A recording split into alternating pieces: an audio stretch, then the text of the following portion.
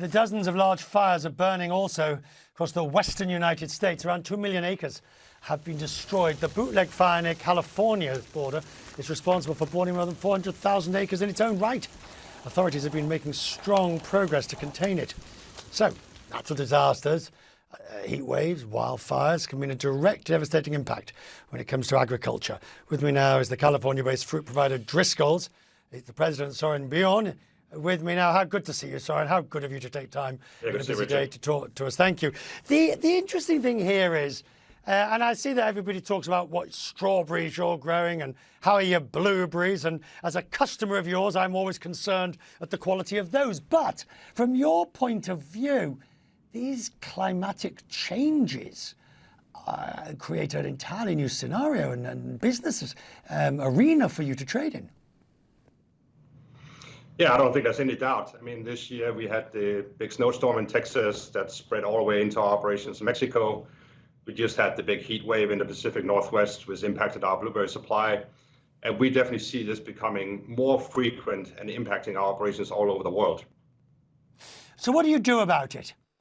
Besides putting political pressure where you can, so that things like the Paris Accords are followed, the most efficient methods are followed. What else can you do? Well, we have no choice but to make sure we diversify our supply. So we have different regions that produce at the same time. So we have that right now.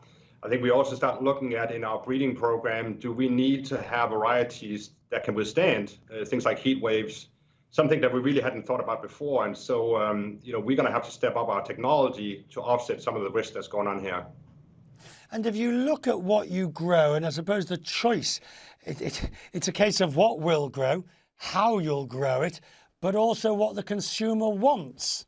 And are you finding that the consumer is more demanding on organic, environmentally sensitive? How are they making their message clear to you? Yeah, I mean, it's very clear that consumers are much more sensitive to what they're buying. And so we're seeing our organic segment growing at 3-4 times the rate of our conventional berries. And berries is in a very good place, right? It's super healthy, it's very convenient, it's now available year round. And so the category is doing well, but the organic segment within the category is doing even better. And that is simply by the choices that consumers are making. Taking Driscolls and looking at all the issues, what for you is your number one at the moment? Because to some extent, the pandemic created a whole variety. Obviously, the necessity of labour in fields, the necessity of being able to grow, and agriculture, distribution to shops. But people still bought. So what's your number one challenge now? Well, number 1, 2, and 3 would all be labour. Okay, I mean, there's no bigger issue for us than labour. It takes a lot of people to grow and harvest our crops. We are not very likely to make a lot of progress on mechanization in the near-term future. So we need people. And particularly in this country, we are sort of stuck in an immigration debate that is not bringing us anywhere forward, not coming up with any solutions. And the reality is that we need a solution to be able to keep most of the production here in this country around labor. And it really has 3 components to it. We got to legalize the workforce that's here. We got to have a guest worker program that really works, and then we got to close any loopholes that facilitates illegal immigration going forward. Now, I assume you're an optimist. You wouldn't be in business if you weren't, to some extent. But you can't in any hand-on-heart moment believe that there's going to be a resolution, certainly on those first 2. No, I think that's maybe unfortunately the right way to look at it. But I think there's a part of the debate that's been missing, which is that if we don't come up with a solution, we are really jeopardizing the national security of this country. We are a very fortunate country. We are a net exporter of food.